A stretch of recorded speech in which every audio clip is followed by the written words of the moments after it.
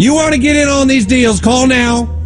Next item is, this is item number 4578111. How's it going today, guys? This is Dean the Jeweler, right? And we are going to be doing a video, a little bit different of a video. I'm actually going to a show, a trade show tomorrow. And I want to talk about trade shows, and I want to talk to actually the business owners in the crowd here. People that are actually interested in actually going to trade shows. Small business owners that were like me. You know, when I started, I had no idea what I was doing. I just made an Etsy, and I was making jewelry, and I was putting my jewelry up on my Etsy. I was cutting stones, putting those on my Etsy as well. And I was just making money through that. And then I got into trade shows. I had no fucking idea what I was doing. Went to so many bad ones. Had to feel them out. Had to understand, you know, kind of what I was supposed to be doing in the space. So this is a video to all the small business owners that were like me. And I just want to give a little bit of information. So when you're thinking about going to a trade show, what I want you to start doing is I want you to start thinking about these three things, okay? One is, what is the venue? Okay, what is the trade show that I'm actually going to be going to? It's the most important thing that you could ever do, okay? And then the price. The price is you're going to be paying is per square foot. Okay, so you got to figure that out. It's like, what's my venue and what is my price? Second thing is, this will tie into the first thing. What is it that I am selling? If I am making bracelets, beaded bracelets, or something else, or have my gemstones, your product will determine what kind of show you can go to. Because if your show is going to be about $1,000 or like $800 and you sell a $5 to $10 item, you're going to have to do a lot of sales to cover your costs for travel, for show, for food, all that stuff. Okay? And the third is know your customer. Understand who is going to these trade shows. It is people that want to see interesting things, that are interested in gemstones, but don't really, maybe not know too much, interested in rough material, and interested in jewelry. Okay, so we have like four different types of people that are going into these trade shows. You need to have something for all these four groups. If you do not have something for these four groups, you will be shooting yourself in the foot, just completely and entirely. So now we're gonna go into the first show. This is a show that I went to. This is a video of the show I went to. It's a Silver Cove show. It's a wonderful show. I love this show, man. It is fantastic. The showrunners, when you walk into the showrunners have half of the entire space for themselves. All these different rocks, all different gemstones, tons of different stuff, right?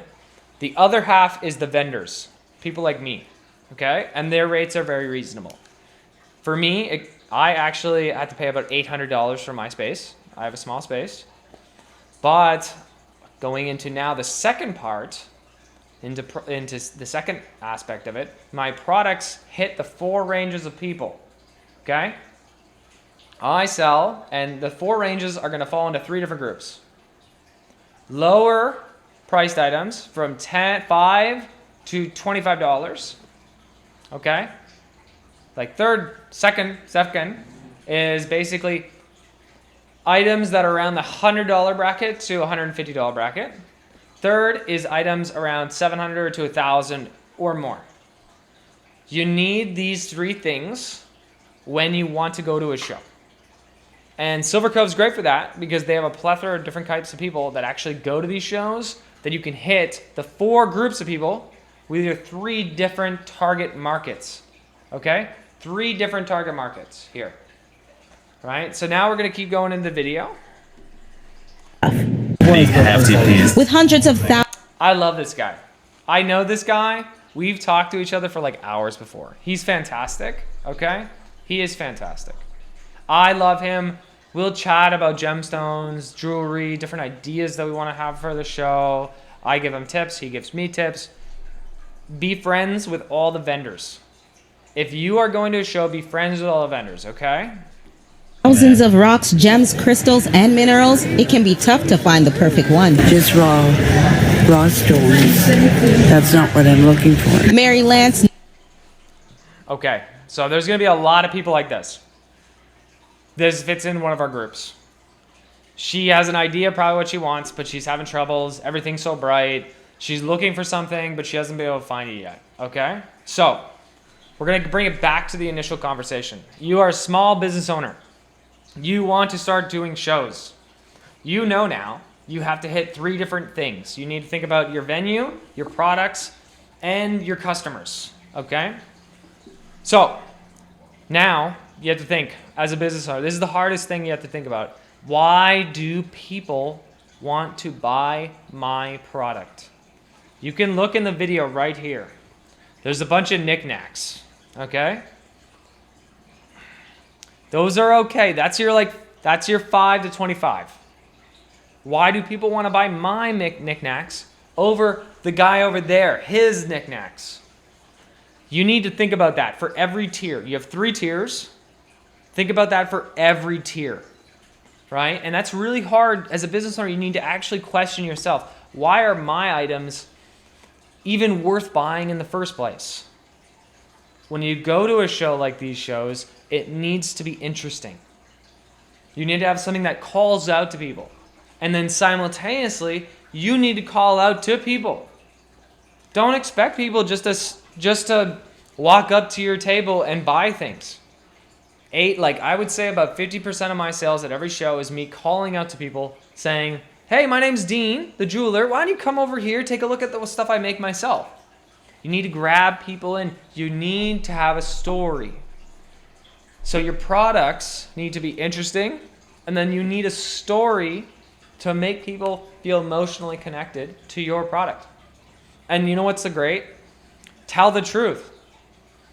Your story will be so much more powerful if you have so much more passion behind your words. If you're a passionate small business owner, get into that. Get into that. You need to have some kind of driving force to make sales at these shows. I have been to so many of these shows, this one in particular, and there was 5 or 6 vendors that barely covered their payment for their booth, and they couldn't cover their expenses for the show. I go to these shows as a small business owner watching this video. You need to want to make money at these shows. These are money-making events. And if you're just going there as a hobby, you are going to lose money. You need to get into your mind, I am here to make money, right? So you need a few different things. And that's what we were talking about. The money needs to make sense for the venue. You need to know your product, okay? You need to have 3 tiers of your product, and you need to know your four different types of customers, okay? And then simultaneously, you need to go in thinking, I need to make money. So you need to be calling people out. You need to be grabbing people. You need to question yourself before you even get into this process. Is my products worth buying from these people? Right? Knows what she wants and she's on the lookout. I'm looking for a pink tourmaline with either a cushion shape and a ring, size 8. Either cushion shape or emerald shape. About 400 tables filled with fossils, jewelry, stone. You will run into tons of people like this. Have no idea. She kind of knows what she's looking for. No idea. And probably have no idea about the price. All right? So be authentic and be your small business self. Grind. You will talk to sometimes. I have had shows before where the entire day I made 2 sales. But I kept the same energy. I kept the same energy through the whole day. People would come up to me and be like, I don't know how you do it. You know, other vendors, I tell them, I only made 2 sales. And they're like, I don't know how you keep going on. You keep being just as friendly, just as nice to people. And then right at the end, right at the last 10 minutes, lady comes in, buys a $1,000 necklace from me. And then immediately, right after that, a guy buys a $1,500 necklace from me. And then a lady, boom, she buys a gold ring. And it was just like that 10 minutes right at the end, never gave up, I covered all my costs with some, and I was so happy. And then the next day I did another 25, and then the next day I did 3,000, and the next day I did 5, you know? But I didn't give up. I didn't leave early. I'm paying to be here. You need to get in that mindset. That is the mindset for these shows. and understand your competition. Understand your competition. You will have competition. Everyone there, I mean, everyone's friendly with each other. All the vendors are friendly with each other, but at the end of the day, they are your competition. They want the money that someone else is paying for your stuff. They want that money. They would rather them come to their table and spend it. Now, everyone's going to be super nice to each other, and everyone is going to be pleasant. But at the end of the day, you will get vendors that are jelly. If you are making a lot of money and they're not making a lot of money, they will get jelly. You need to also be aware of that. So this is tricky. The shows, I love the shows, love this show in particular. If you're a small business and you want to get involved in gem shows and you're in Ottawa, you want to go to the show in September. It's at the Nepean Sportsplex. It's a 2-day show. It's over the weekend. It's about $200 for a 6-foot table. That is a show you want to do. If you're already doing well and you don't mind spending a little more money and you have those 3 different target markets and you understand your 4 different customers, you want to spend a little bit more money. You want to spend around, $500 to $800, 6 to 8 at a show like this. A lot more people, but you have to be more interesting. You have to get people involved,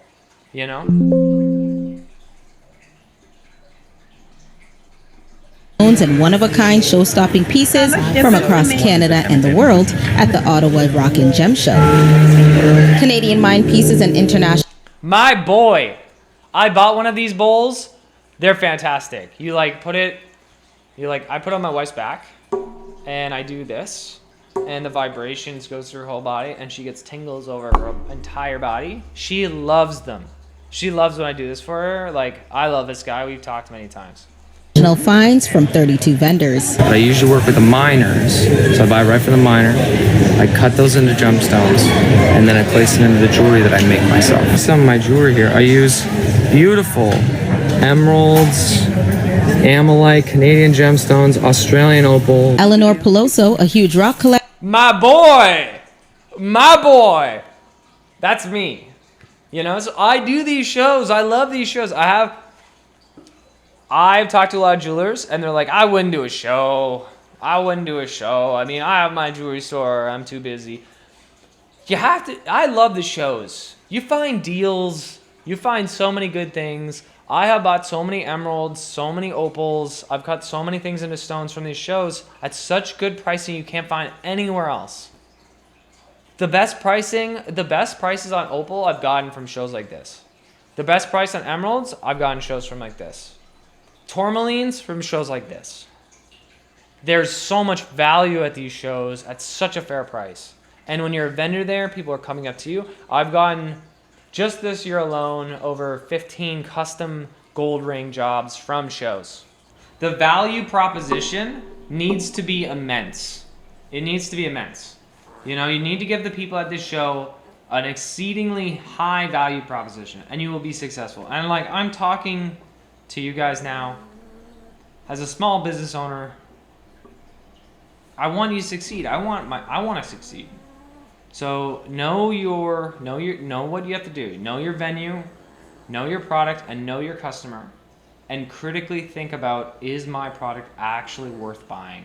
And then I promise you, if you can actually look at your own product and see the faults in it and change it, you will become wildly successful. And I just want everyone to have and this is on a tangent, but I want everyone to have a beautiful new year. Have a beautiful, happy new year. It's going to be the best one. It's going to be the best one. And we're going to say goodbye. But right before that, we're going to see Oppo. And she's no longer pissed. She's had a really good day. I'm about to make her some salmon. And she is no longer pissed. She watched too many shopping show channels with me. And she no longer hates Tanzania. Okay? She does not hate Tanzania anymore. She loves Tanzanite too. But you guys have a wonderful one. Bye.